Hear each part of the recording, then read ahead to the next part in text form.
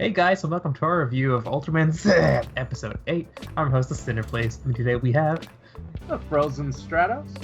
Alright, before we get things started, check our description. We got a couple links to help support the BLM movement.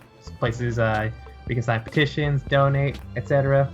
Find whichever one suits your taste. Alright, so this episode of Ultraman, I didn't have Zero and Jade in the gang. However, we did get a bunch of new forms and a bunch of callbacks to other previous fights. I took a little sneak preview at the comments. Thank you, Yuki Miyazaki. But overall, I felt like this was a very fun Sakamoto episode. It was very evident, very clear that it was a Sakamoto episode. If last week was Sakamoto doing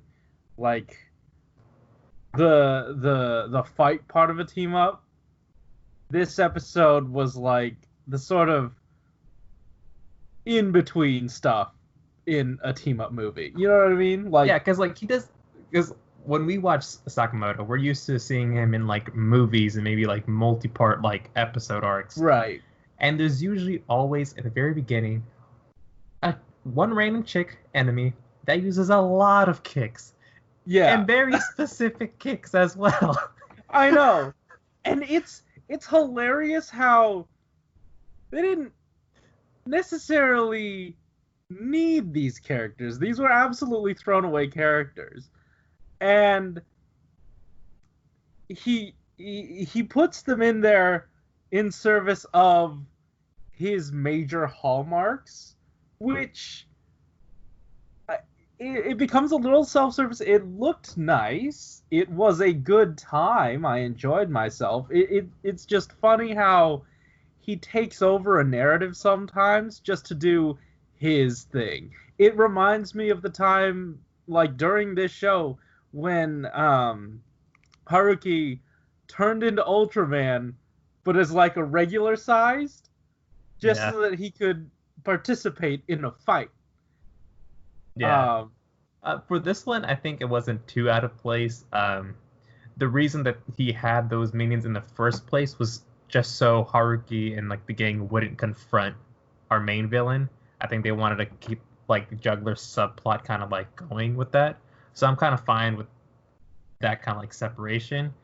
Also, just having the one competent fighter and that other random chick, the kid, that was on the enemy side. That was a little bit weird, but I guess they wanted the 2v2 with Yuka and oh my god, I'm blanking on her name. But I can't help you. Yoko. So that was a fun fight. The choreography was... It was kicks. There was this moment where kicks were a superpower. And it knocked them out immediately. She went whoop whoop. Oh yeah, she cartwheeled in front of them and then just died. I was just yeah. What the... Excuse me? So once again, I'm not saying that it's bad or anything. It's just very indicative of his style of directing, and that directing sort of taking hold of the story a little bit. It ramped it up, you felt the sort of I don't know, but it was very distracting for us, because I feel when we discuss Sakamoto, we kind of put it in this whole meme-esque his style is very unique and it's very entertaining. And it's very apparent, and it's really funny. It's so funny sometimes. Yeah, we couldn't help but notice the Sakamoto-isms throughout the episode, because they're just glaring in your face.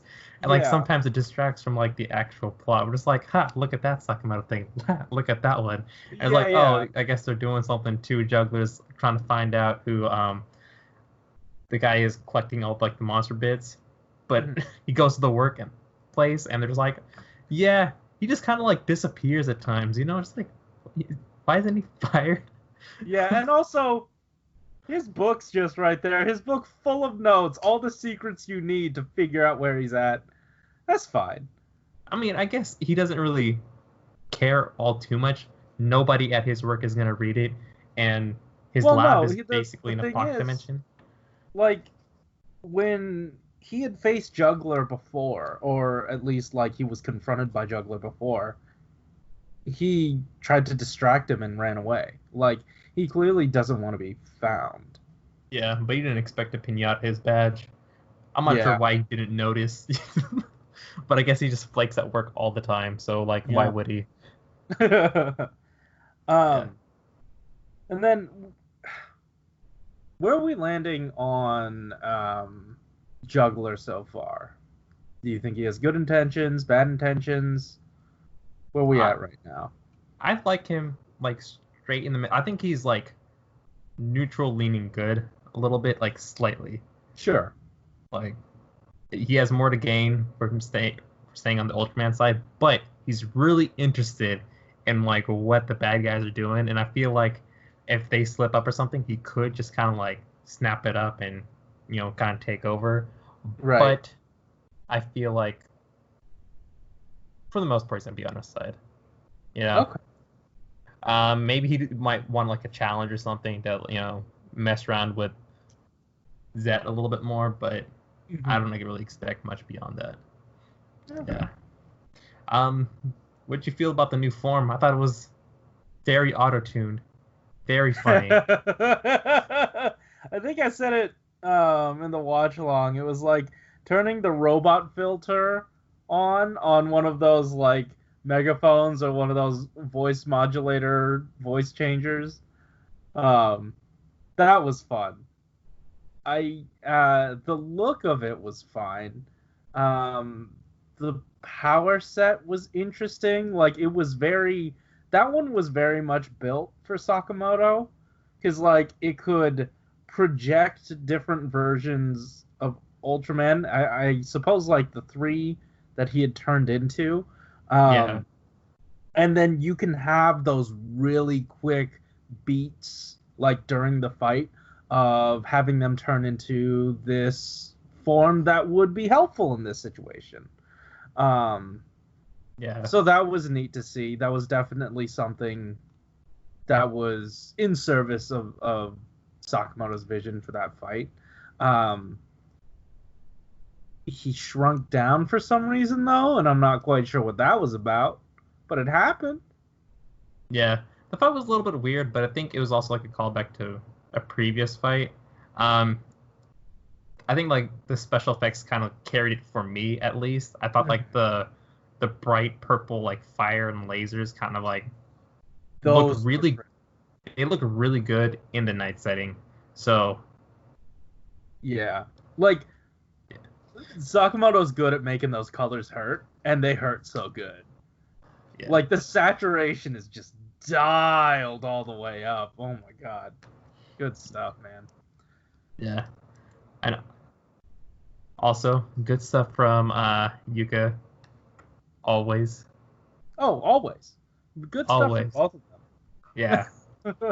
Arky getting his ass whooped by like literally everyone, yet still being the pilot for one of the machines. It's kind of like, But I guess it's only like his boss, and Yoko's really flooring him.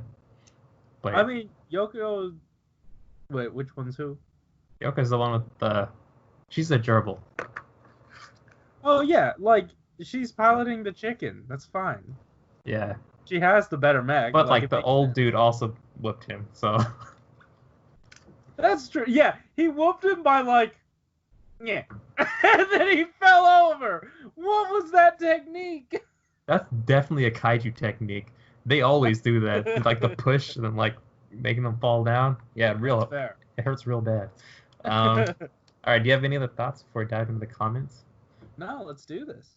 All right, because I was like referencing Yuki Miyazaki's one, I'm just gonna dive right into it. The moment I saw how well the episode went in the first half, I know when Gamma Future debut, it'll be a good one. And I was happy to see the reference that this is an old rematch between Five Kings versus the Ultra Brothers. They even make Gaia use Supreme Gaia to use his photon streams And I like that Juggler asked Dinah how warriors should be fighting.